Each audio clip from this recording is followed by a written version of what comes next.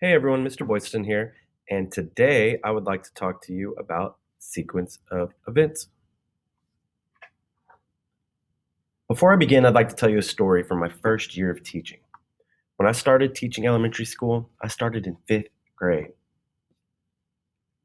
I had a student named Ashley, and one day I noticed that she was crying. I asked her what was wrong, and she told me that Donovan had pushed her hard. So, as a first year teacher, what was I supposed to do? What do you think I should have done? I decided to find Donovan, and so I got onto him for pushing Ashley so hard that she fell down and started to cry. But Donovan, he promises that he didn't do it. He says that he was just minding his own business when suddenly Adam came out of nowhere and pushed him hard. Donovan said he was pushed so hard that he fell into Ashley. He hadn't mean to make her cry, but it was Adam's fault for pushing him first. So, should I be getting on to Donovan? Or should I be getting on to Adam? Well, I decided the first thing I needed to do was talk to Adam. So I went to him and I said, "Why did you push Donovan?" I explained to him that he pushed Donovan so hard that Donovan fell into Ashley, and that made Ashley fall down and cry. But Adam, he shook his head and he said he didn't push anyone. He promised. Adam said that he was just walking down the hallway when he slipped on a puddle of water. And when he slipped, he fell into Donovan, who then fell into Ashley, who then fell to the ground and started to cry. He promised it wasn't his fault. He said it was an accident.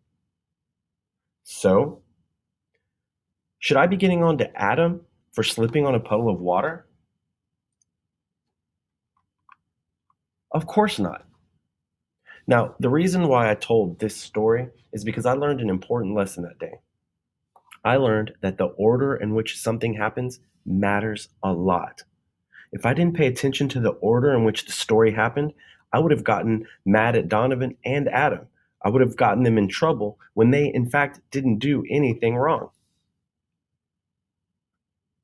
So today, we're going to discuss sequence of events. Sequence of events means the order in which the events in a story happened. And as a good reader, it's important that we remember the key events of a story, and it's really important to remember the correct order in which they happen. Now, whenever I read a story, I think of the events kind of like this. One event will then lead to another event. That next event will then lead to another event. So, my question is, do all stories just have three events? No, of course not. A story can have four events, five events, six events. It doesn't matter how many events that a story has. The longer the story, the more events it'll have. But what is important is that as a good reader, we can pay attention to how the events connect together in order to tell our story.